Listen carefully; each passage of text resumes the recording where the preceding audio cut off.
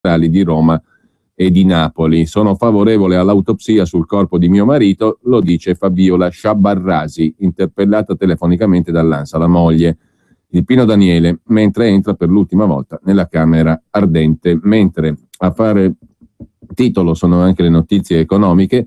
In Germania il tasso di disoccupati è al minimo, a dicembre il numero dei disoccupati è calato di altre 27.000 unità, al minimo storico la disoccupazione in Germania. A dicembre il tasso è sceso al 6,5% e il numero dei senza lavoro è calato di 27.000 unità contro le 5.000 attese dagli economisti. Aperta ancora naturalmente e sempre la polemica sulla questione dei cosiddetti mini jobs, lavori da 400 o poco più euro al mese, che però fanno occupazione e diminuiscono la disoccupazione. Disoccupazione al contrario al record storico in Italia. Il tasso di disoccupazione a novembre è salito ancora in Italia, raggiungendo quota 13,4%, più 0,2 punti percentuali rispetto a ottobre. Lo ha comunicato l'Istat nelle sue stime. Si tratta del massimo storico, il valore più alto sia dall'inizio delle serie mensili, gennaio 2004, sia delle trimestrali, ovvero dal 77. Il tasso di disoccupazione dei 15-24enni a novembre balza al 43,9%, in rialzo di 0,6 punti percentuali su ottobre. Il dato è sempre dell'Istat, è il valore più alto mai registrato sempre dall'inizio delle serie sia mensili che trimestrali, ovvero dal 77. Risultano in cerca di lavoro 729.000 under 25, mentre appunto in Germania a dicembre il tasso di disoccupazione è sceso al minimo storico del 6,5%. E infine, sempre dalla prima pagina dell'agenzia ANSA, il segretario generale delle Nazioni Unite Ban Ki-moon ha annunciato che la Palestina accederà alla Corte Penale Internazionale il 1 aprile. La mossa permetterà ai palestinesi di perseguire accuse di crimini di guerra contro Israele. L'autorità nazionale palestinese ha depositato venerdì scorso i documenti per accedere a 14 convenzioni e trattati, tra cui il Trattato di Roma che consente l'accesso alla Corte Penale Internazionale. In una dichiarazione sul sito dell'ONU, il segretario Ban Ki-moon ha detto che lo Statuto per la Palestina entrerà in vigore il 1 aprile 2015. La mossa palestinese ha attirato minacce di ritorsioni da parte di Israele, che ha già congelato il trasferimento all'autorità nazionale palestinese di circa 100 milioni di euro di dazi doganali per rappresaglia all'iniziativa del presidente palestinese Abu Mazen. La mossa è osteggiata dagli Stati Uniti, che la vedono come un ostacolo al raggiungimento di un accordo di pace israelo-palestinese. Questo per quanto riguarda la prima pagina dell'agenzia ANSA di stamani. Intanto, a proposito di alcune questioni di cui abbiamo parlato stamattina in rassegna stampa, e poi passiamo agli altri argomenti della giornata, vi segnalo sul Foglio di oggi l'articolo che abbiamo soltanto accennato in prima pagina sulla Germania, che non sembra più tanto riunita. Si vedono le proteste contro l'Islam che fanno dire al Foglio che la Germania non è più tanto riunita, perché non sono proteste distribuite uniformemente in tutta la Repubblica Federale Tedesca, sono molto più forti in quella che era l'ex DDR, cioè la Germania un tempo comunista. Angela Merkel ha preso posizione molto duramente contro i patrioti europei, contro l'islamizzazione dell'Occidente, che sono scesi in piazza a Dresda, come tutti i lunedì, nel Land di Sassonia, ex DDR appunto, cioè ex Germania dell'Est. La cancelliera tedesca per la prima volta ha pronunciato parole molto dure contro queste manifestazioni. Patrioti europei contro l'islamizzazione dell'Occidente, Pegida è il nome del movimento. Ha detto la cancelliera tedesca: non seguite coloro che vi incitano a questo atteggiamento, troppo spesso nei loro cuori c'è soltanto gelo, a volte addirittura odio. Scandiscono lo slogan "Noi siamo il popolo", ma quel che veramente intendono dire è "Voi non ne fate parte per il colore della vostra pelle o per la vostra religione". Il movimento Pegida è contrario all'immigrazione e in particolare all'islamizzazione.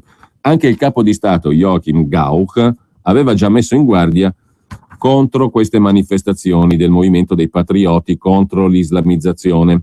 Il discorso però di Angela Merkel ha fatto molto effetto, perché nei 9 anni alla guida della Germania mai la cancelliera si era espressa con questa durezza e con questa chiarezza. Da una parte le proteste di Dresda non si possono più ignorare, perché il numero delle migliaia di manifestanti cresce di settimana in settimana, Da una parte dunque non è possibile ignorare le proteste per il crescente numero di cittadini che vi partecipano, ma c'è anche il fenomeno della prolificazione, scrive il Foglio oggi in prima pagina. Già poco dopo la prima manifestazione del movimento Pegida a Dresda venivano a costituirsi comitati anche in altre città, da Berlino a Bergida, da Dügida a Düsseldorf, a Bogida nell'ex capitale Bonn e via dicendo, per quanto non abbiano mai radunato più che poche persone, cioè il successo delle manifestazioni anti-islamiche soprattutto nella Germania dell'Est. Lunedì doveva essere il battesimo del fuoco di Pegida a Colonia, Kögida, in declinazione città per città. Il nome del movimento Pegida prende poi le iniziali da ciascuna città in cui si manifesta, in cui si costituisce. Se si fosse riusciti a portare in strada migliaia di persone anche nella più grande città del Nord Rhine-Westfalen, il land ex roccaforte della SPD, allora si poteva contare anche su un futuro radicamento nei Länder della vecchia Germania Ovest. Così non è andata. A Colonia si contavano 150 persone e i manifestanti volevano arrivare fino al Duomo, ma il prevosto, già domenica, aveva fatto sapere che in segno di dissenso contro la manifestazione anti-islamica avrebbe spento le luci che illuminano il Duomo. A Berlino è stata invece la cancelleria del Senato a spegnere alle ore 19 le luci che illuminano la porta di Brandeburgo, per non dare luce, diciamo così, al movimento di protesta contro l'islamizzazione. In compenso a Colonia, Berlino e in altre città, Dresda compresa, erano in migliaia a manifestare contro Pegida, cioè contro il movimento dei patrioti, contro l'islamizzazione della Germania. La domanda più pressante è se davvero tutti i manifestanti siano xenofobi e razzisti. È vero che a Colonia, scrive Andrea Faticati, oggi sul Foglio, è vero che a Colonia sono stati esponenti della destra radicale a organizzare il raduno di Pegida, ma questo non vale necessariamente per Dresda. Lì vale probabilmente ciò che ha spiegato lo storico Heinrich August Winkler, e cioè che si tratta di conservatori senza più patria, i quali ai tempi di Weimar avrebbero votato per il Partito Popolare Nazionale Tedesco. Tornando alla cancelliera Merkel, Alexander Robin, giornalista della Welt, ha scritto ieri che se Merkel avesse deciso di andare incontro a Pegida, avrebbe messo a rischio tutto ciò che l'Unione Europea rappresenta dal 1949. Un partito conservatore, ma non reazionario, e comunque un partito alla destra del quale non ci deve essere nulla, come usava dire il capo della CSU bavarese Franz Josef Strauss a proposito dei cristiano-democratici tedeschi. Insomma, Germania divisa, il Duomo di Colonia a luci spente per non fare da fondale perfetto alla protesta anti-Islam. Un Islam che porta i tedeschi in piazza anche secondo il Sole 24 Ore. Qui il pezzo è firmato da Gianluca di Don Francesco. Cortei di cittadini si mobilitano contro le manifestazioni ispirate da gruppi xenofobi, scrive il quotidiano di Confindustria. La Bild lancia un appello in risposta alle proteste anti-islamiche. Diciamogli di no.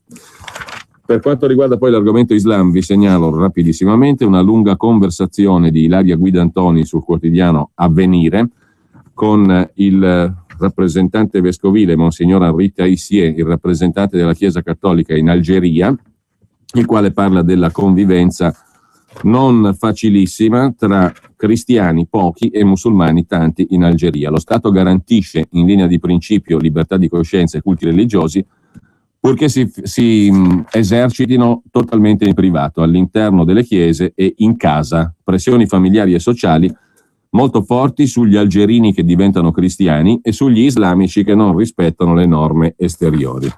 Su questo poi magari ci soffermeremo a parte sulla questione dell'Islam alla luce anche del dibattito innescato dall'uscita del libro del romanziere francese Michel Houellebecq.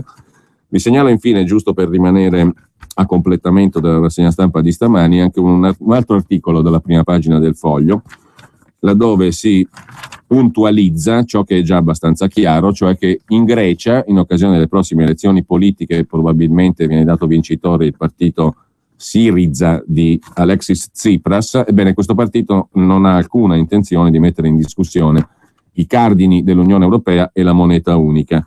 Tsipras in un libro ha anche lodato il pareggio di bilancio, sgomentando la sinistra italiana che lo sta dipingendo come un eroe, diciamo così, di sinistra a sinistra. Il pareggio di bilancio invece è stata una delle ricette, tra virgolette, lodate dal leader della sinistra, Tsipras. Ma adesso apriamo un capitolo che ha a che fare con un argomento molto battuto dai quotidiani in queste settimane.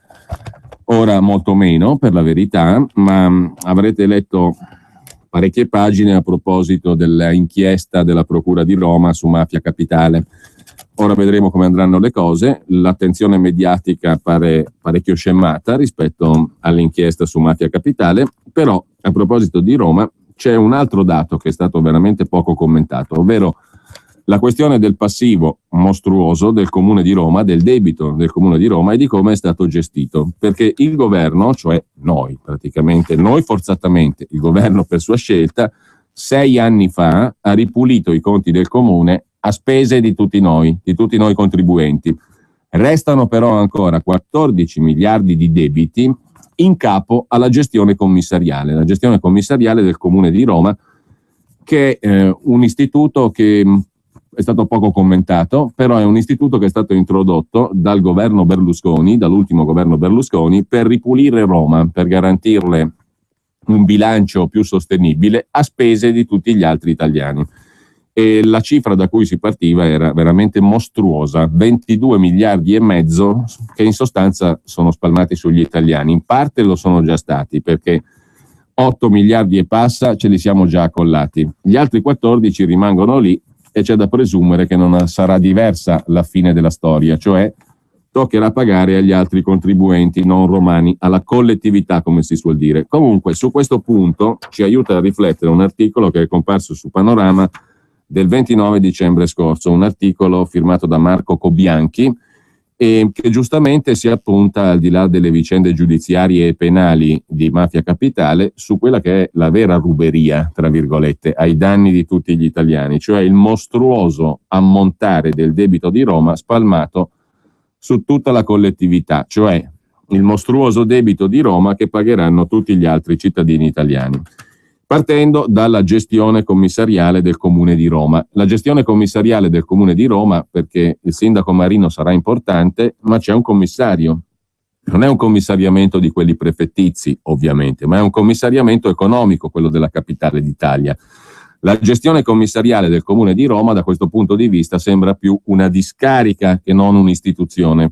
Una discarica dove sono stati scaraventati tutti i debiti che il Comune di Roma ha accumulato fino al 2008. E fino al 2008 il Comune di Roma ha accumulato qualcosa come 22 miliardi e mezzo di debiti, 5 miliardi e 700 milioni di crediti, dei quali 3 inesigibili o inesistenti, e contenziosi per espropri che ammontano a un valore di 1 miliardo, nonché 70.000 cause civili pendenti. Questo è il valore del debito complessivo, finanziario e anche giudiziario del Comune di Roma.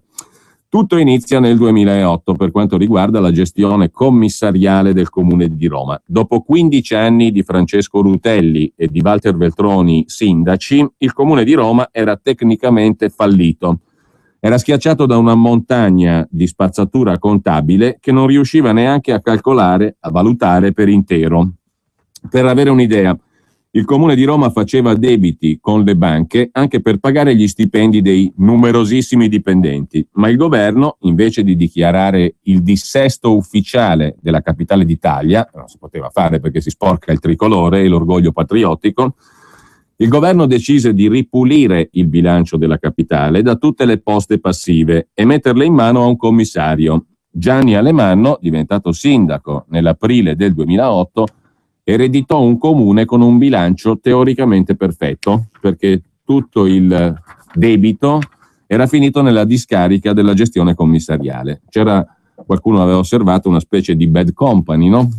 O per così dire una brutta società che ha, come nel caso dell'Alitalia, facciamo la bad company con dentro i debiti, li pagano gli italiani e formalmente presentiamo una roba pulita. Questo è un po' stato applicato al Comune di Roma. Facciamo un comune cattivo, tra virgolette, in capo alla gestione commissariale, dentro i debiti che pagheranno i cittadini, così che formalmente abbiamo invece una rinascita. È troppo facile.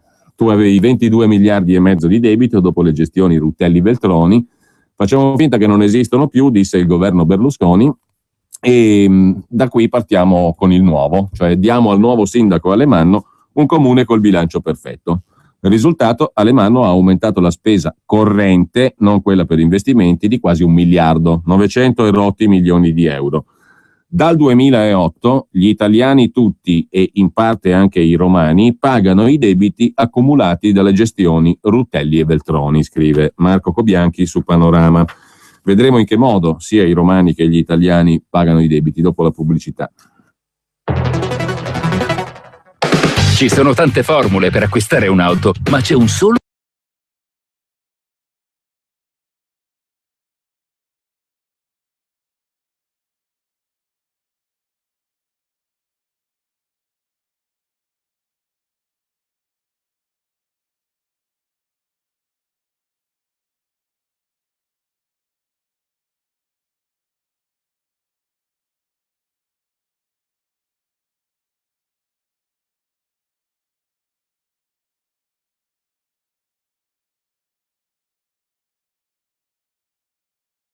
Pro 22. Allora, nel 2008, dicevamo, si escogita l'istituto della gestione commissariale del Comune di Roma per risolvere il problema dei 22 miliardi e mezzo di debiti, dopo 15 anni di Rutelli e Veltroni in particolar modo e dopo tutto il pregresso rispetto ai due. Però con Rutelli e Veltroni i debiti esplodono. Dal 2008 i romani e gli italiani soprattutto pagano i debiti accumulati dalle vecchie gestioni dei sindaci di Roma. I romani le pagano attraverso imposte locali tra le più alte d'Italia, ma anche molto evase, come vedremo, perché pagano molto in pochi. E dall'altra parte c'è un'extra tassa di €1 su tutti i biglietti aerei per ogni volo in partenza da Roma. Gli italiani invece pagano indubitabilmente e certamente, a differenza di coloro che pagano attraverso le imposte locali che a volte non si pagano, in ogni caso gli italiani pagano un contributo statale annuale di 500 milioni all'anno.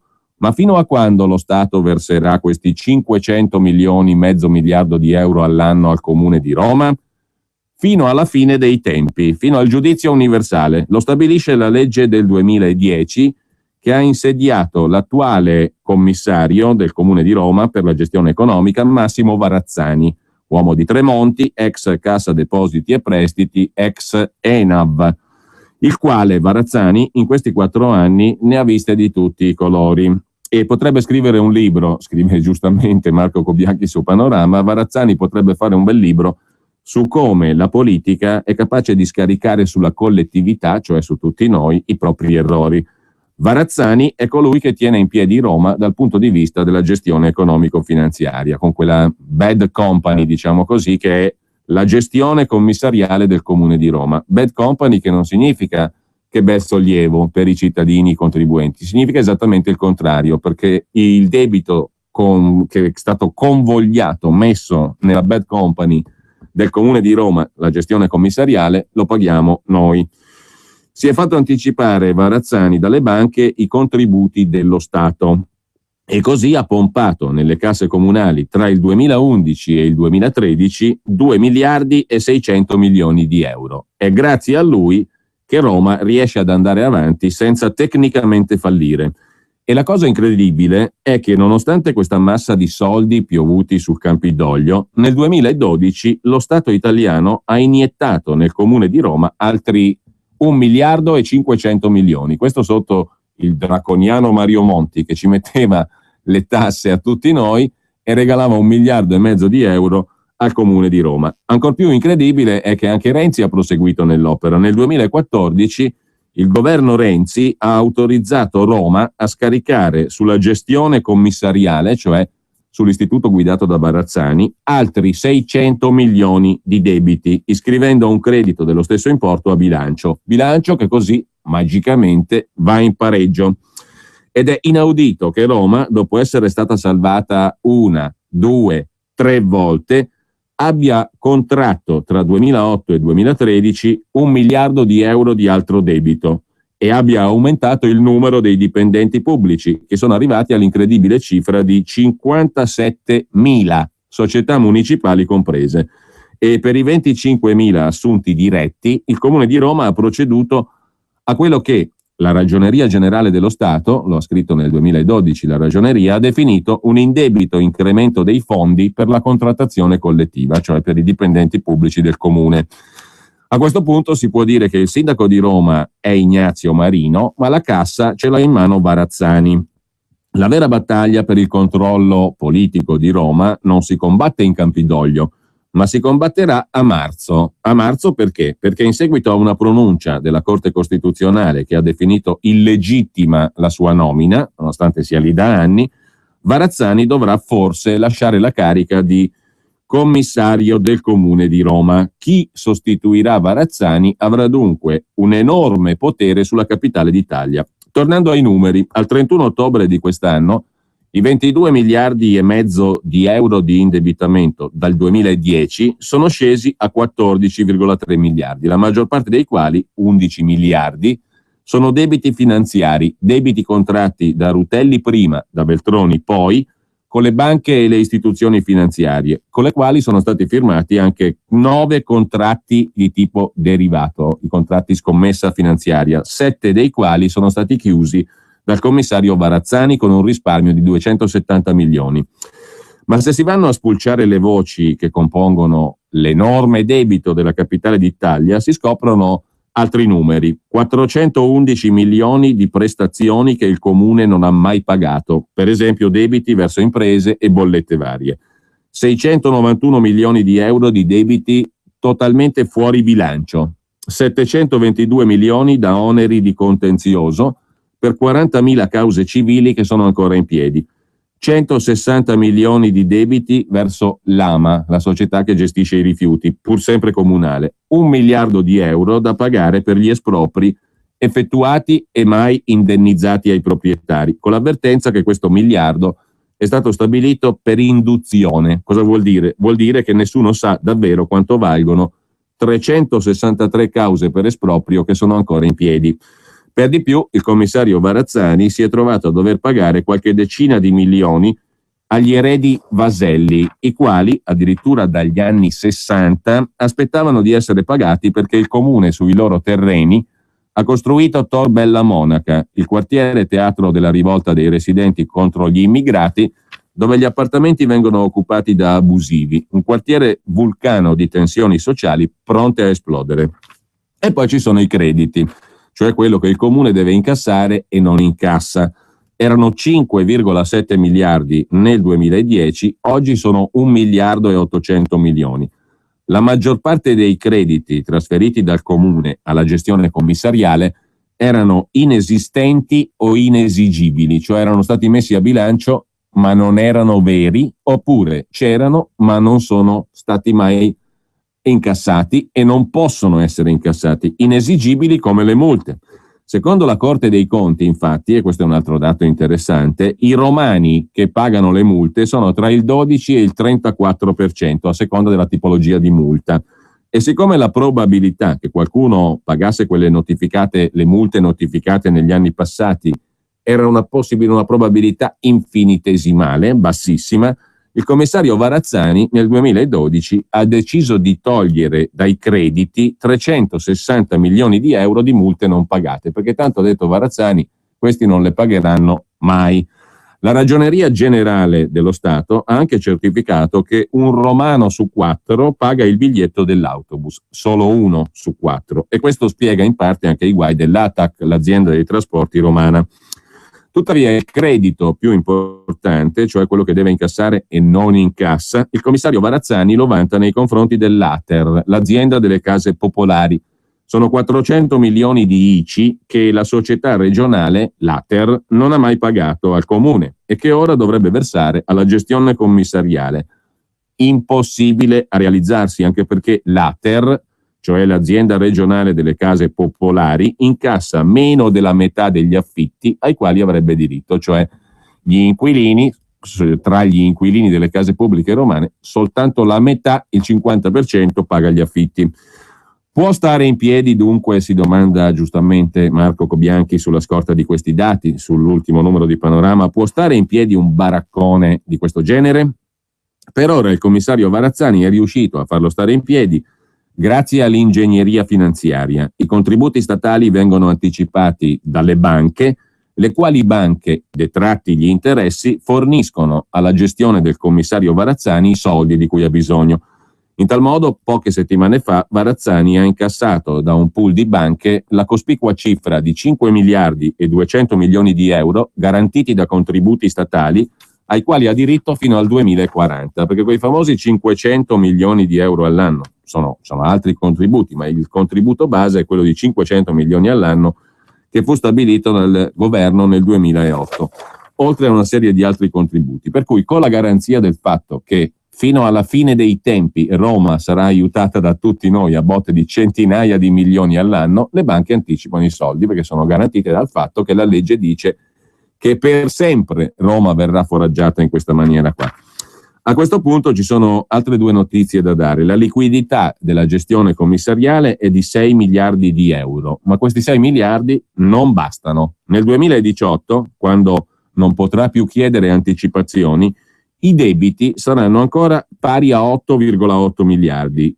Chi li pagherà?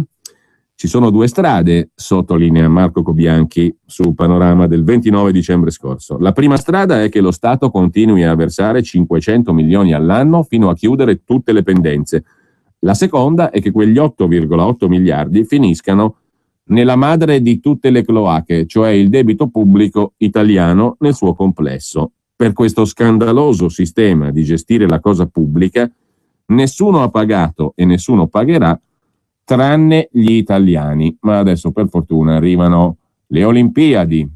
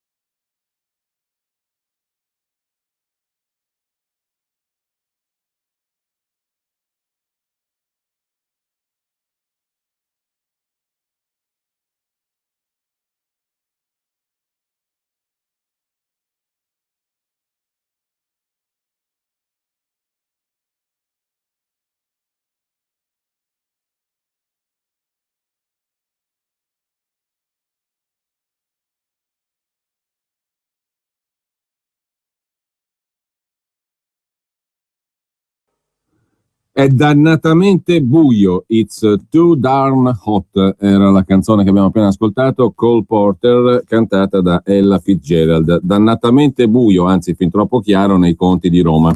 A proposito di un'altra vicenda però che ha tenuto banco nelle scorse settimane, ovvero la vicenda delle indagini da Monza a Venezia, da Milano all'Emilia e via dicendo, ovvero le indagini che riguardavano inizialmente penati a Monza. Indagine che è finita praticamente in un grosso nulla per una serie di motivi, anche per una prescrizione che è stata opportunamente amplificata, anzi una prescrizione che è arrivata in anticipo tramite un provvedimento legislativo ad hoc, del quale si è parlato pochissimo. La vicenda però ha portato l'attenzione anche sul sistema delle cooperative che sono al centro anche della vicenda veneziana del Mose, dell'Expo e delle indagini in Emilia. Di questo si è occupato Paolo Biondani sull'Espresso di Natale del 25 dicembre scorso. Il tema affrontato dall'articolo non è usuale nella pubblicistica italiana, ovvero l'intreccio tra Partito Democratico, vecchio PC, insomma l'erede del vecchio PC, e le cooperative, l'intreccio perverso, da Monza a Venezia appunto, da Milano all'Emilia, patti segreti tra partito e aziende rosse, con le rivelazioni di alcuni imprenditori come Baita e Maltauro. Nell'unica riforma anticorruzione varata in Italia dal 2000 a oggi c'è una sorpresa che ha un colore rosso. La norma più criticata, che ha diviso in due il reato di concussione, è servita innanzitutto a salvare le grandi cooperative edilizie emiliano-romagnole, a salvarle da un processo potenzialmente rovinoso, favorendo un imputato politico di primo piano, l'ex numero 1 del PD lombardo, sindaco di Sesto San Giovanni, presidente della provincia di Milano, aspirante governatore della Lombardia, braccio destro di Bersani, Filippo Penati. Quando la prescrizione ha annientato le accuse più gravi, però, i magistrati di Monza, che hanno indagato sul sistema Sesto San Giovanni, Penati, cooperative PD, hanno trasmesso ad almeno 2 procure notizie di reato compromettenti, ricavate da intercettazioni e da altri elementi d'accusa che hanno fatto sospettare l'esistenza di un livello nazionale di rapporti tra affari e politica, una specie di partito-azienda di sinistra, un patto ombra talmente sconosciuto agli elettori, in grado di gestire i traffici di appalti e tangenti. Questa era la storia dell'indagine della Procura di Monza sul sistema Sesto San Giovanni, con evidentissimi riferimenti al partito a livello centrale e alle cooperative a livello nazionale. Cooperative a livello nazionale si intende le cooperative rosse emiliane che agiscono su scala nazionale. A Sesto San Giovanni pure, evidentemente, con la capacità da parte di questo partito ombra, il partito degli affari di sinistra, di cambiare le leggi e di condizionare le decisioni del Parlamento per garantire l'impunità. E infatti il caso Penati si è bellamente sgonfiato. Sarebbe stato un caso invece da approfondire per l'estensione nel tempo e per le cifre coinvolte e per la sua rilevanza politica oggettiva, perché da quel caso lì si deduceva esplicitamente ciò che l'Espresso ipotizza nell'articolo di Paolo Biondani, cioè l'esistenza di un partito azienda in versione di sinistra. La questione non è ignota a chi se ne interessa, ma è ignota al largo pubblico. L'inchiesta di Monza non ha potuto essere confermata né smentita dal punto di vista dei processi, cioè in un'aula di tribunale, perché i processi sono stati azzerati sul nascere proprio dalla riscrittura del reato di concussione, con il salvataggio delle grandi cooperative emiliane. Ma non è liquidabile l'inchiesta di Monza come un'accusa isolata, qualcosa di strano, insomma. Altri indizi di questo sistema che collega alcune tra le maggiori cooperative rosse con una parte del PD, erede del PC, sono stati raccolti dai PM di Milano che continuano a indagare sull'Expo 2015 e anche i magistrati di Venezia che hanno scoperchiato lo scandalo del Mose hanno raccolto testimonianze su accordi segreti tra le cooperative venete e le cooperative, i colossi emiliani, per spartirsi, con la benedizione del PD a livello locale e nazionale, gli appalti miliardari di Venezia. Oggi le domande sul grado di coinvolgimento della sinistra nel malaffare politico-affaristico sono tornate d'attualità con le rettate di Mafia Capitale. I compagni che rubano, è la domanda che si pone l'Espresso, sono soltanto mele marce o frutti di un sistema? Le procure più attive nella lotta alla corruzione inseguono da più di 20 anni il fantasma di un possibile livello nazionale delle tangenti rosse. Nel 92-94, ricorda Paolo Biondani sull'Espresso del 25 dicembre scorso, i magistrati del pool Mani Pulite erano riusciti a provare che l'allora Partito Comunista Italiano a Milano era perfettamente dentro al sistema. Le tangenti sugli appalti venivano divise tra partiti di maggioranza e opposizione con percentuali prefissate. In un unico caso, con le corruzioni per gli appalti dell'Enel, i magistrati dimostrarono il coinvolgimento del PC a livello centrale. Da lì derivò la condanna definitiva di Primo Greganti, che era il tesoriere nazionale delle tangenti rosse. Il silenzio di Greganti, nonostante una lunghissima carcerazione preventiva, ha impedito però di smascherare i suoi compagni nella sinistra, anche perché Greganti, che fu ribattezzato il compagno G, aveva approfittato della crisi del Partito Comunista per tenersi le ultime mazzette e comprarsi una casa a Roma. 20 anni dopo, nonostante o forse proprio a causa di quella condanna, Primo Greganti ha potuto rimettere le mani sui grandi appalti dell'Expo. Nel 2013-2014 il ruolo di Greganti è cambiato, non più portare le tangenti al Partito Comunista, ma intascarle per sé, insieme all'altro pregiudicato Gian Stefano Frigerio, ex democristiano poi berlusconiano, e a nuovi faccendieri. E quando confessa le sue corruzioni, anche l'imprenditore Enrico Maltauro conferma di essersi associato a cooperative rosse come la Manutencoop o la cooperativa Cefla di Imola, per avere una copertura politica a sinistra, dice Maltauro, il quale è il primo a parlare ai magistrati di un sistema illecito a livello nazionale e fa i nomi dei presunti protettori politici dei faccendieri: Bersani, Fassino, Burlando, Sposetti, Frigerio. Nessuno di loro è indagato, le inchieste non hanno accertato alcun versamento ai partiti. Il 14 ottobre del 2013 l'imprenditore Maltauro, intercettato, spiega a Frigerio perché dovrà rinunciare a un alleato come la cooperativa rossa CMC di Ravenna, la cooperativa capofila del viadotto che è crollato in Sicilia l'altro giorno, dopo l'inaugurazione, a 7 giorni dall'inaugurazione. In ogni caso, dice Maltauro, intercettato 14 ottobre 2013, sul perché deve rinunciare ad allearsi con la cooperativa rossa CMC di Ravenna. Abbiamo un problema molto pesante con i nostri amici della CMC. C'è stata una richiesta del pubblico ministero di bloccare l'operatività dell'azienda. Quindi, se vedi Greganti, il compagno G, Primo Greganti, gli dici: scusa, adesso vediamo come fare. Il problema che spinge Maltauro a rinunciare all'alleanza con la CMC di Ravenna per puntare sulla Manutencoop invece come alleato è un'inchiesta, quella sul porto di Molfetta, nella quale sono implicati oltre 150 milioni di euro pubblici sprecati in un tratto di costa che è minato da migliaia di bombe inesplose, di ordigni. E si doveva ampliare il porto di Molfetta, 150 milioni di euro, e anche nell'ultima finanziaria ci sono stanziamenti milionari per il porto di Molfetta, una serie di soldi sprecati perché il tratto di costa è minato da ordigni non esplosi. Principale indagato in questa storia del porto di Molfetta è Antonio Azzollini, che attualmente è senatore del nuovo centrodestra di Alfano. Il 4 dicembre scorso il Senato nega alla Procura di Trani l'autorizzazione a usare come prove le intercettazioni del senatore del nuovo centrodestra. Nel Partito Democratico l'ex PM Felice Cassone era favorevole all'utilizzo delle intercettazioni, ma la maggioranza del partito ha detto no, perché, sostengono alcuni, magari il problema del Partito Democratico era proprio il fatto che di mezzo ci fosse la cooperativa CMC. Per quanto riguarda invece Monza, la procura di Monza è salita ancora più in alto e ha messo sotto inchiesta il CCC di Bologna. Il CCC è un altro grosso nome nel mondo delle cooperative rosse, è il Consorzio Cooperative Costruzioni. È un colosso con 240 imprese associate e 20.000 dipendenti, guidato da Omar degli Esposti. L'accusa più grave, che era stata rivolta innanzitutto al democratico Penati riguardava la maxi area dell'ex Acciaierie Falck. Per renderla edificabile, Penati avrebbe preteso 10 milioni di euro, incassandone almeno 2 tra il 2000 e il 2003, versati da 2 imprenditori che poi hanno confessato.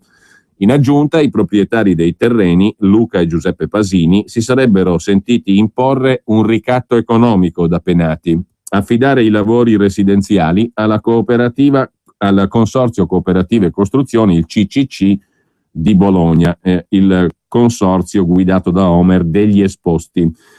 Affidare i lavori alla CCC e pagare altri 2.400.000 euro mascherati da false consulenze a 2 professionisti indicati come tesorieri del numero 1 del Consorzio Cooperative Costruzioni di Bologna degli Esposti. Importanti conferme alla parte accusatoria a queste indagini sono arrivate da altri 2 imprenditori. Edoardo Caltagirone e l'allora amministratore delegato della Falck hanno testimoniato che per fare affari edilizi in una città rossa come Sesto San Giovanni bisognava per forza trattare con la CCC, cioè col Consorzio Cooperative Costruzioni di Omer degli Esposti, e bisognava pagare i presunti consulenti tesorieri, sempre quei 2 di Penati, di degli Esposti. La CCC, per inciso, è ricomparsa anche nell'affare immobiliare dell'ex Falck con la nuova proprietà, che non è indagata. Convinti di avere prove sul sistema Penati, Partito Democratico, Cooperative e CCC in particolare, Consorzio Cooperative Costruzioni di Bologna, i pubblici ministeri di Monza hanno chiesto il rinvio a giudizio il 24 settembre del 2012, ma la legge Severino, governo Monti, viene approvata il 6 novembre ed entra in vigore il 14.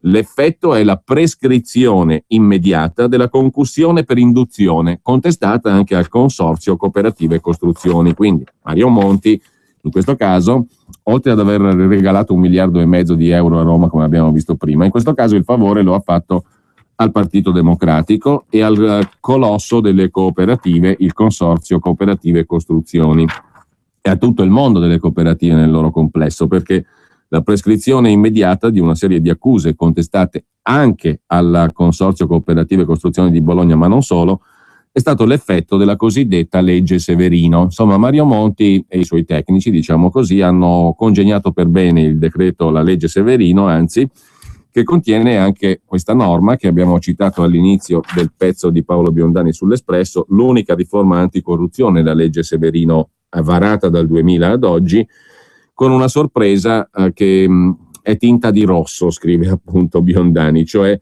la divisione in 2 del reato di concussione che è servita a salvare le grandi cooperative edilizie emiliane, con la prescrizione immediata della concussione per induzione che, guarda caso, era una delle accuse alla CCC, al Consorzio Cooperative Costruzioni. Anche Penati, dopo aver dichiarato, ve lo ricorderete, di voler sfidare in tribunale i suoi accusatori, rimarcando che Pasini padre si era candidato con Forza Italia e quindi forse lo attaccava per motivi politici, Penati disse, ve lo ricorderete, mi difenderò in aula da queste accuse. Alla fine invece anche Penati ha approfittato del colpo di spugna, della prescrizione, e ora resta imputato soltanto delle corruzioni meno gravi. Per quanto riguarda invece Omer degli Esposti, il numero 1 del Consorzio Cooperative Costruzioni di Bologna, e la sua stessa società, cioè il CCC appunto, non sono stati neanche processati. Di tutta l'istruttoria della Procura di Monza, a questo punto restano aperti soltanto i tronconi inviati ad altre procure. I magistrati di Monza hanno tra l'altro intercettato colloqui riservati tra il numero 1 del Consorzio Cooperative Costruzioni di Bologna, il citato degli Esposti, e alcuni parlamentari della vecchia guardia del Partito Democratico, tra cui lo storico tesoriere del partito, il senatore Ugo Sposetti. Nel mirino c'è sempre il sistema cooperative partito. Anche a Venezia però sono spuntate nuove piste investigative sul malaffare di sinistra, scrive l'Espresso nell'articolo di Paolo Biondani del 25 dicembre scorso. Pier Giorgio Baita, l'ex manager della Mantovani SPA, ne ha parlato per primo negli interrogatori Fiume, in cui si giocava la scarcerazione e il futuro dell'azienda, della Mantovani, di cui era anche azionista.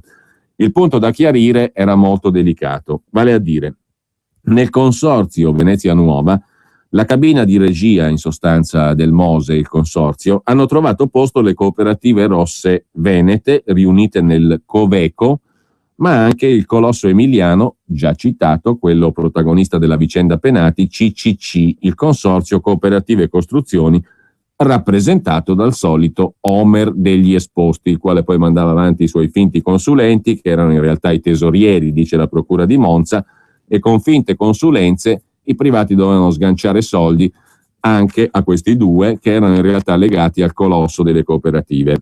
2.400.000 euro, dicevano i pubblici ministeri della procura di Monza, sono stati pagati a questi due professionisti indicati dalla procura come tesorieri di Homer degli Esposti, numero 1 del consorzio Cooperative Costruzioni. Cioè non solo tu devi far lavorare il consorzio delle Cooperative Costruzioni di Bologna, ma devi anche pagare i finti consulenti, che in realtà sono i tesorieri della mega cooperativa, a milionate di euro.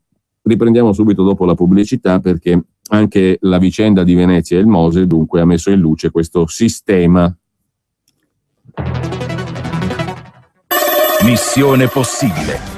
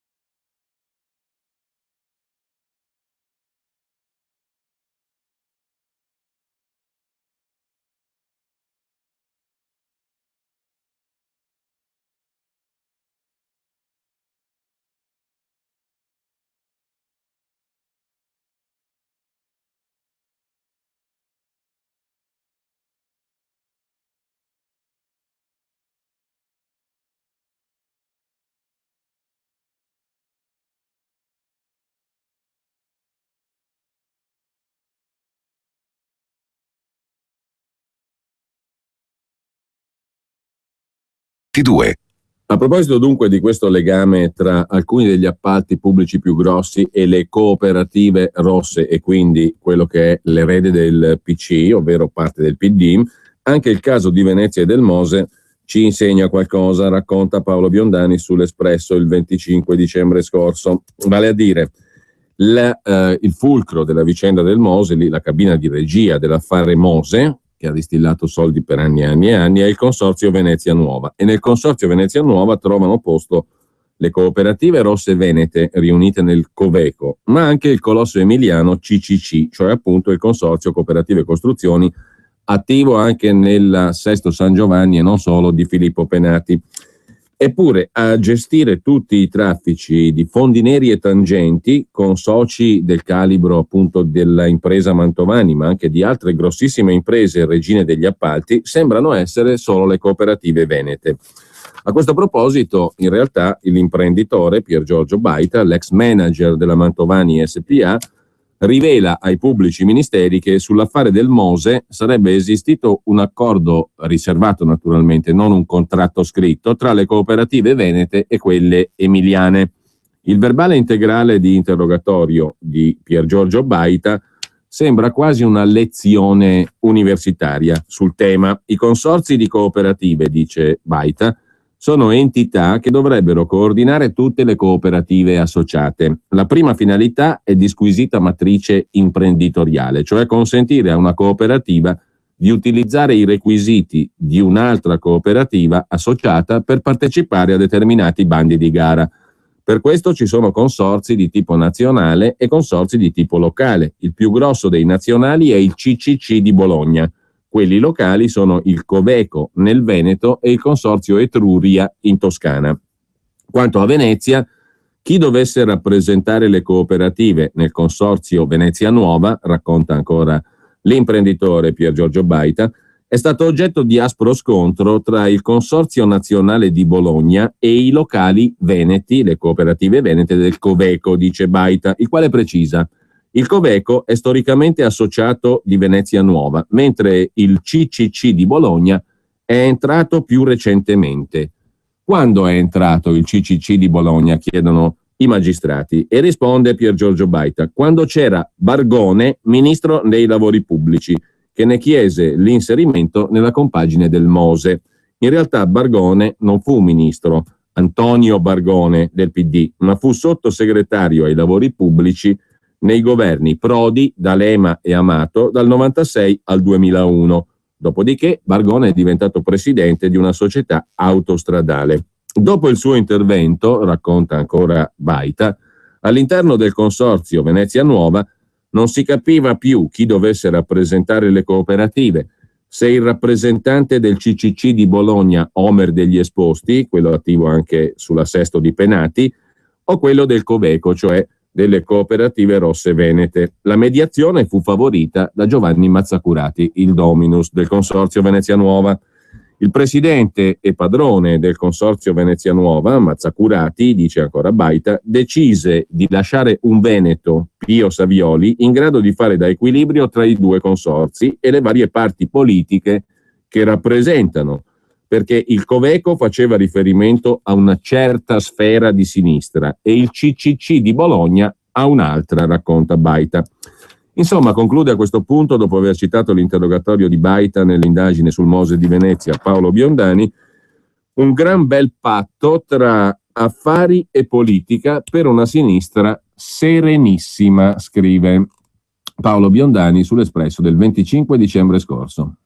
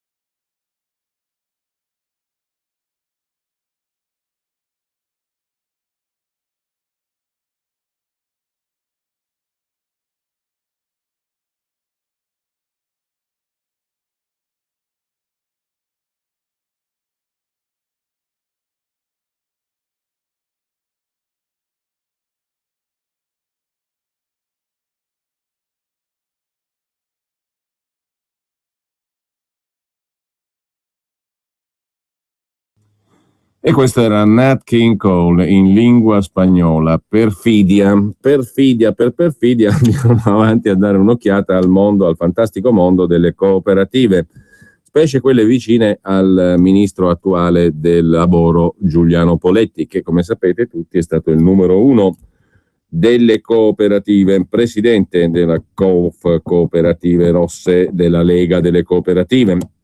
Una vicenda che racconta sempre l'Espresso di Natale del 25 dicembre scorso relativa a una cooperativa di Imola, la città appunto del ministro Poletti, la cui nomina naturalmente è più che opportuna, perché essendo un presidente come quello è stato lui della Lega delle Cooperative, essendo stato presidente della Lega delle Cooperative, quindi di realtà aziendali, ormai imprenditoriali, eccetera, che naturalmente hanno bisogno di regole sul mercato del lavoro e offrono lavoro e prendono lavori, è logico che faccia il ministro del lavoro. E infatti il primo atto, questo andrebbe ricordato, del governo Renzi è stato proprio un decreto, il famoso decreto Poletti, che non è dispiaciuto, diciamo così, per usare un eufemismo, al mondo che Poletti ha guidato fino al giorno prima, cioè al mondo delle cooperative. In ogni caso, la storia raccontata da Vittorio Malagutti sull'Espresso ci porta a Imola, la terra del ministro Poletti, giusto appunto. Siamo in Romagna e la Cesi si sta vendendo a pezzi. Che cos'è la Cesi? È un colosso delle costruzioni, naturalmente targato Coop, un'azienda da 300 milioni di giro d'affari con lavori in tutta Italia, dal Friuli alla Sicilia. Un'azienda che è crollata di schianto la scorsa estate, l'estate del 2014. Più di 400 dipendenti hanno perso il posto di lavoro, vanno aggiunti i fornitori, oltre 1 migliaio, che faticheranno moltissimo a recuperare i loro crediti. Ha fatto crack la grande cooperativa, la Cesi appunto di Imola, che per decenni aveva garantito futuro e benessere a centinaia di famiglie. In città a Imola stanno gridando al tradimento, la ferita è profonda e la crisi è esplosa proprio mentre al Ministero del Lavoro era arrivato Giuliano Poletti, imolese ed ex presidente della Lega delle Cooperative, collega e amico di quegli stessi dirigenti che sono stati poi accusati di non aver previsto la tempesta e il crack in arrivo, quello della cooperativa imolese, la Cesi. Gli ex dipendenti, molti di loro, sono anche soci della cooperativa, cioè sono gente che aveva affidato alla cooperativa Cesi i risparmi di famiglia, soldi che sono andati in fumo. La cooperativa è arrivata nel frattempo al capolinea con 450 milioni di debiti con le banche. La sindacalista Sonia Bracone, che guida il settore edile della CGIL, ha parlato di errori evidenti e di problemi non compresi e sottovalutati da parte del gruppo dirigente aziendale, ma anche della politica. Tradotto, significa PD. Non ho nulla da dire, dice invece Vanes Galanti, che per 23 anni è stato il direttore generale della cooperativa fallita, la Cesi di Imola, la cooperativa della città del ministro Poletti, il quale era naturalmente, come oltretutto a maggior ragione come presidente della Lega delle intere cooperative, era anche collega e amico degli stessi dirigenti della cooperativa Cesi, che è finita schiantata sotto il peso di oltre 400 milioni di debiti con le banche. Non ho nulla da dire, ha detto l'uomo che ha guidato per 23 anni la Coop fallita. Era lui, Vanes Galanti, il capo azienda, la voce più autorevole in fatto di scelte e di strategie. Soltanto adesso, col senno di poi, a Imola si dice che forse sarebbe stato meglio alternare la guida della cooperativa, alternare qualcuno al comando, ruotare le cariche, non lasciare per 23 anni in mano a una sola persona, Vanes Galanti, la guida di questa cooperativa mamma, l'azienda mamma, la grande cooperativa che per decenni aveva dato da mangiare in quel di Imola e aveva anche mangiato evidentemente. Galanti però è riuscito a dire ciao ciao, oltre ad aggiungere non ho nulla da dire, dopo 23 anni alla guida della Coop fallita. Il signor Vanes Galanti ha fatto le valigie poco prima del disastro, siamo a fine 2013, e ha trovato un altro posto di lavoro molto rapidamente. La cosa curiosa è che gliel'ha dato un esponente del centrodestra, vale a dire l'imprenditore napoletano Giovanni Lettieri, che ha affidato proprio a Vanes Galanti il progetto del centro commerciale Le Cotoniere di Salerno.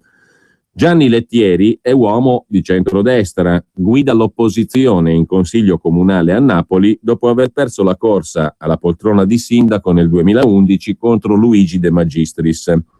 Racconta Lettieri all'Espresso: ho conosciuto Galanti anni fa e credo sia la persona giusta per rilanciare il centro commerciale Le Cotoniere di Salerno, che sono di proprietà appunto dello stesso Lettieri, l'imprenditore che Berlusconi candidò a sindaco di Napoli perdendo contro De Magistris, l'imprenditore che ha assunto il numero 1 della cooperativa fallita a Imola, Vanes Galanti. Le cotoniere, il centro commerciale, è l'uomo giusto Galanti per rilanciarlo, ha detto Lettieri. Non è per niente facile però il rilancio di questo centro commerciale salernitano. Una iniziativa che si trascina da anni fra stop, false partenze e anche un'inchiesta penale, poteva mai mancare, che si è chiusa un anno fa con la soluzione del sindaco di Salerno, Vincenzo De Luca, del PD, e dello stesso Lettieri, cioè dell'esponente politico e imprenditore che aveva fatto affari appunto a Salerno o tentava di farli, col centro commerciale Le Cotoniere. Tutto fermo in perfetta trasversalità naturalmente, perché Lettieri è candidato del centrodestra a Napoli, fa affari a Salerno col sindaco di centrosinistra. È un imprenditore del resto. Tutto fermo, il progetto del centro commerciale Le Cotoniere di Salerno resta sulla carta. Nel frattempo si accumulano i debiti, quasi 100 milioni di euro dati da Unicredit, che è finanziatore unico. Sono sempre belle queste banche in Italia, va detto. Quando c'è da sganciare centinaia di milioni, in determinati casi li sganciano. Se vai tu a chiedere qualcosa, ti passano ai raggi X anche l'unghia del piede e poi non te lo danno probabilmente. In ogni caso, quasi 100 milioni di euro li ha dati Unicredit, finanziatore unico, e sono adesso l'ammontare dei debiti del centro commerciale delle Cotoniere di Salerno in mano all'esponente politico di centrodestra Lettieri, che è anche imprenditore, ma guidato dall'ex capo della cooperativa di Imola, cooperativa rossa, la Cesi di Imola, città del ministro Poletti. Progetto dunque che è rimasto sulla carta, ma 100 milioni di debiti che sono tutti lì, e Unicredit, finanziatore unico, ha ricevuto in garanzia l'intero capitale della società chiamata a gestire il progetto. Nel consiglio di amministrazione, insieme all'ex candidato sindaco di Napoli, l'imprenditore di centrodestra appunto Gianni Lettieri, c'è anche Roberto Mazzei, che a sua volta è indagato nell'inchiesta della Procura di Roma su appalti a Palazzo Chigi, insieme al suo amico, il faccendiere Luigi Bisignani. L'imprenditore e politico di centrodestra a Napoli, Lettieri, spera nell'ex uomo della Coop di Imola, Vanes Galanti, il quale sembra un esperto in materia di centri commerciali, perché sotto la sua direzione, negli ultimi anni prima del crack, la cooperativa Cesi di Imola si è lanciata alla grande nel business dei centri commerciali. La cooperativa della città del ministro Poletti ne ha costruito uno di centri commerciali anche a Eboli, poco distante da Salerno, e poi a Parma, a Soratte, vicino a Roma, e a Carini, in Sicilia. Il gruppo romagnolo, la cooperativa Cesi appunto, già in difficoltà, si è trovato esposto per decine e decine di milioni in un settore, quello dei centri commerciali, della grande distribuzione, già depresso dal crollo dei consumi. Col passare degli anni è diventato sempre più difficile affittare gli spazi di vendita. Peggio ancora, le grandi imprese specializzate negli outlet e i fondi di investimento hanno tirato i remi in barca, e così la cooperativa di Imola, guidata da Vanes Galanti, è stata costretta a prendere in carico direttamente la gestione dei centri commerciali, con tutte le perdite del caso. Queste perdite alla fine si sono trasformate nella pietra al collo che ha trascinato a fondo i conti della cooperativa Cesi. Nel tentativo di salvare il salvabile, pochi mesi fa, una cordata di grandi cooperative, altre, Cooperativa Adriatica in testa, ha comprato i centri commerciali di Eboli e di Carini, che erano nelle mani della cooperativa Cesi di Imola, della quale stiamo parlando. Tuttavia, la Cesi, che ha incassato, ha bruciato in fretta i 35 milioni avuti grazie a queste vendite dei due centri commerciali di Eboli e Carini. Adesso tocca al liquidatore. Il liquidatore è un commercialista bolognese, Antonio Gaiani, il quale ha il compito di mettere ordine in una lunga lista di appalti, di cantieri, di iniziative edilizie, anche residenziali, molte di queste, e di partecipazioni societarie che fanno capo alla holding che ha base a Imola, altro che cooperative. Qua parliamo di holding e di affari belli grossi, 300 milioni di giro d'affari e lavori in tutta Italia per la cooperativa ormai schiantata, la Cesi di Imola, ben conosciuta dal ministro Poletti. Nella lista delle attività in vendita della cooperativa schiantata ci sono anche i centri commerciali. È facile prevedere che non ci sarà la fila di aspiranti compratori. La cooperativa, ora in liquidazione, si era tra l'altro aggiudicata anche un'importante commessa per l'Expo 2015, la progettazione e costruzione di spazi espositivi e sale conferenze del cosiddetto Padiglione Zero e dell'Expo Center. Tutto da rifare. Galanti, invece, per 23 anni direttore generale della Coop fallita, si è personalmente conquistato una camera con vista, per così dire, sui lavori dell'Expo di Milano, perché a luglio, proprio nei giorni in cui veniva dichiarata la liquidazione coatta della cooperativa Cesi, l'ex direttore generale della stessa Cesi è entrato nel consiglio di amministrazione di Euromilano. Euromilano è una società legata a doppio filo all'Expo 2015, visto che possiede i terreni che sono adiacenti all'area espositiva dell'Expo. L'azionista principale di Euromilano è Banca Intesa San Paolo, con una quota del 43%, ma nel libro soci c'è anche una cordata di cooperative rosse che hanno il 25%, e poi con il 13% c'è Unipol.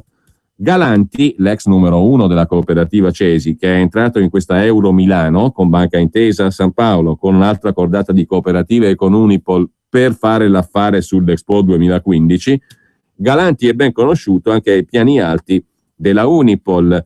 Il suo ingresso nel consiglio di amministrazione Unipol risale addirittura al lontano 1995.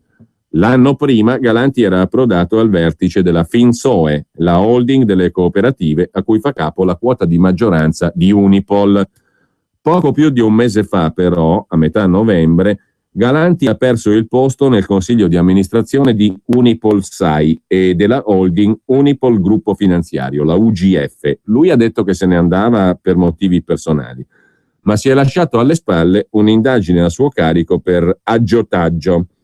Adesso Galanti è fuori, ma le polemiche non sono finite. A Imola, racconta ancora Vittorio Malagutti sull'Espresso del 25 dicembre scorso, a Imola hanno scoperto che mentre Galanti era impegnato a tempo pieno nella cooperativa di cui è stato direttore generale per 23 anni, la Cesi di Imola appunto, ha ricevuto oltre 200.000 euro di compensi per i suoi incarichi in Unipol. E non è un caso isolato. Nel consiglio di amministrazione della Unipol c'erano anche altri dirigenti di grandi cooperative, i quali però hanno girato lo stipendio ricevuto da Unipol alla cooperativa di provenienza. Galanti invece no, o quantomeno non risulta dai bilanci. Questo Galanti, che per 23 anni è direttore generale della Coop fallita sotto il peso di 450 milioni di debiti, gli viene dato un lavoro dall'imprenditore napoletano di centrodestra Lettieri, e sempre in tema di squisite trasversalità fa affari anche attraverso la società Euromilano, o meglio è entrato nel consiglio di amministrazione di Euromilano, società legata a doppio filo all'Expo.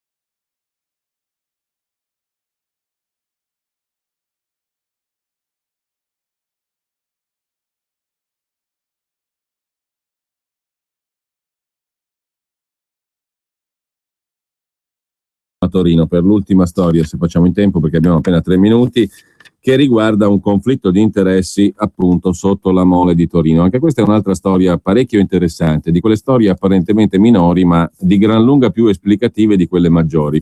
È la storia di un ex parcheggiatore del Lingotto che ha svoltato, come si dice, ce l'ha fatta dopo aver scalato, e anche qui siamo nell'ambito di una cooperativa, dopo aver scalato la cooperativa multiservizi, la REAR, e anche il Partito Democratico torinese. Mario Laus, il protagonista di questa storia raccontata da Andrea Gianbartolomei, sempre sull'Espresso del 25 dicembre scorso, che volontariamente o meno è una piccola galleria di storie interessanti che riguardano il mondo delle cooperative e la sinistra in senso lato, il PD sostanzialmente, o parte del PD, erede del più stretto rapporto con le cooperative. Poi se fossero bianche avrebbero fatto riferimento ad altra una famiglia politica, diciamo così, che poi è passata nello stesso PD tramite la Margherita, i cattolici, insomma. Dopo aver scalato la cooperativa multiservizi REAR e il Partito Democratico a Torino, il signor Mario Laus è diventato presidente del Consiglio regionale del Piemonte, una carriera imprenditoriale che è andata avanti parallelamente a quella politica. Nato nel 66 a Lavello, in provincia di Potenza, in Basilicata, è arrivato a Torino col diploma di perito industriale per studiare giurisprudenza. Ha cominciato a lavorare alla cooperativa multiservizi REAR appunto come parcheggiatore al Lingotto.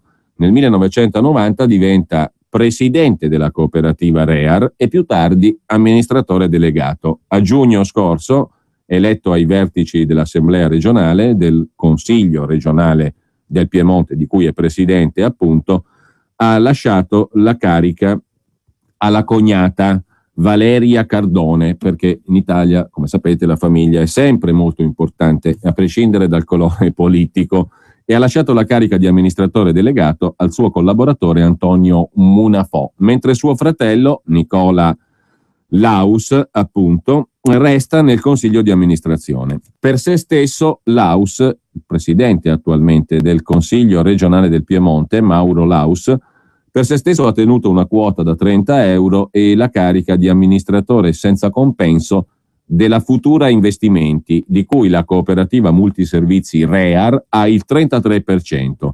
Ha detto, rispondendo alle critiche del Movimento 5 Stelle, se avessi voluto fare un gioco sporco sotto banco avrei messo i miei prestanome, e invece no, è una società privata dove può lavorare mia madre, mia sorella e chiunque voglia, ha detto il neopresidente, il presidente del Consiglio regionale del Piemonte e già numero 1 della cooperativa REAR, nella quale era arrivato come semplice parcheggiatore al Lingotto da Lavello, Potenza, Basilicata. Insomma, Laus, chiedo scusa, non Raus, quello è un lapsus freudiano basato sulla lingua tedesca. Raus, magari diciamo si riuscisse a far fuori un certo tipo di sistemi, ma purtroppo è semplicemente un auspicio. In ogni caso, Mario Laus, con la L, mantiene legami solidi con la cooperativa e la cooperativa a sua volta ha gran parte dei suoi affari proprio nel settore pubblico.